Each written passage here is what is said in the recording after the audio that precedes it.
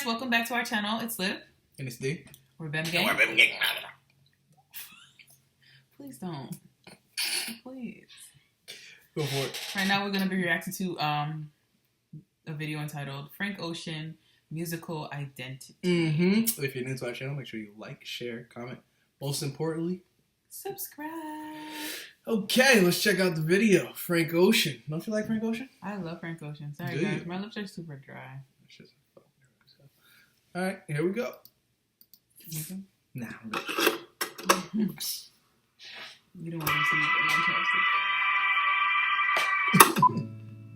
2016 was an incredible year for music, one of the best in recent memory. And for all the negativity that came out of that year, we certainly needed it. But the one album I seem to always come back to, regardless of my mood, be it relaxed or agitated, is Frank Ocean's Blonde. There's a cinematic quality to that album that keeps drawing me in. The lyrical storytelling and the atmosphere it paints is like nothing I've ever heard before. And it's impressive how, without the use of a visual aid, the music shapes such vivid imagery. Images of childhood and lost summers, and especially cars. Something that's been a staple of Frank's work since the beginning of his career. From the Clinic McLaren F1 GTR in the video for Nikes to the 1988 BMW E30 M3 on the cover of Nostalgia Ultra. Cars are his language, but not in the conventional pop hip-hop usage where cars are used as a symbol of status and wealth and specifically masculinity. I need to get my car. GTR. Stop putting your finger in my ear. Instead, Frank's cars articulate a sense of vulnerability or intimacy, and he also uses them as a conduit for storytelling, a sort of visual shorthand for landmark moments throughout his life. His music, like Driving Alone, is very private and self-reflective, and cars are used as the framing device for his memories. I guess I'm just inspired to tell stories in my life, like times that I've enjoyed and that mean a lot to me. I often go back to them. So when I'm making music, that's really all you can draw off of, right? You know, when you're storytelling is, you know, your own experiences and memories and personal wisdom and knowledge. So when I pull from that place, it comes along with pictures. When I'm trying to make a song, even the form of it, even the part that doesn't have words, the parts that don't have words, it's still, you know, really trying to make a photograph out of something that you can never see. There's a cinematic influence that's present in all his work, even down to his name. Originally Christopher Edwin Brew, the change came from his love of Louis Milestone's 1960 film Ocean's 11, starring Frank Sinatra. And that's something I really appreciate about Frank. He isn't subtle with his influences. He proudly wears them on his sleeve, and that offers a level of transparency with his work. If you go back to his first mixtape, it's filled to the brim with references and samples from Radiohead, MGMT, and the Eagles. And if you're at all familiar with my channel, you know I use this soundbite at the beginning of each of my videos. That isn't Lovers in Japan by Coldplay, not exactly.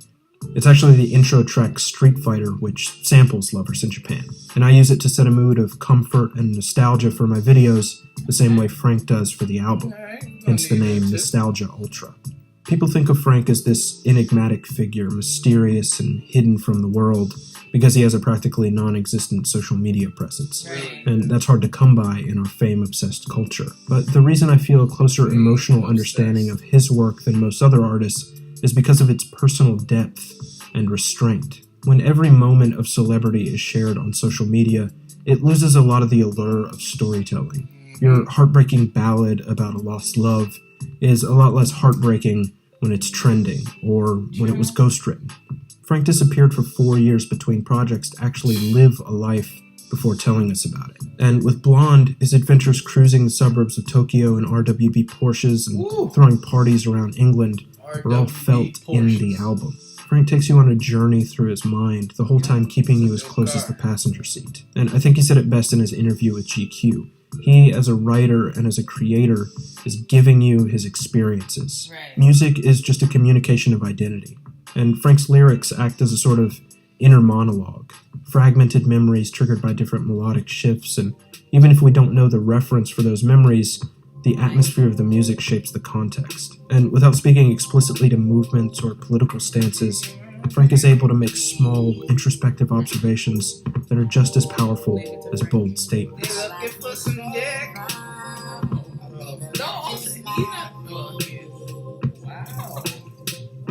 His music is incredibly emotionally dense despite its component parts being very minimalistic. Some tracks like Solo being as simple as a single organ accompanying Frank's vocals, but the instrumentation is precise and purposeful, and that clean-line, stripped-down production is what really allowed Frank to define himself as an individual voice. And you can see that in his decision to use some of his superstar features as just musical texture throughout the album. Kendrick Lamar, Johnny Greenwood, even Beyonce appears on the track Pink and White, harmonizing in the distance, but without checking the album notes, you probably couldn't even guess she was there. Artists as passionate and as insightful as Frank don't come along often. And with very little output, just a mixtape, 2 full-length LPs, and 1 visual album, Frank has proven to be one of the most gifted new voices of this generation. And even if there's another 4 years between projects, I'm excited to see where he takes us next. Yeah, in another 10 years when we hear from Frank. Hey, chill out. He'll be back. He has a Tumblr. I know he posts on there. Check on the thing. Watching. See you next time. Bye.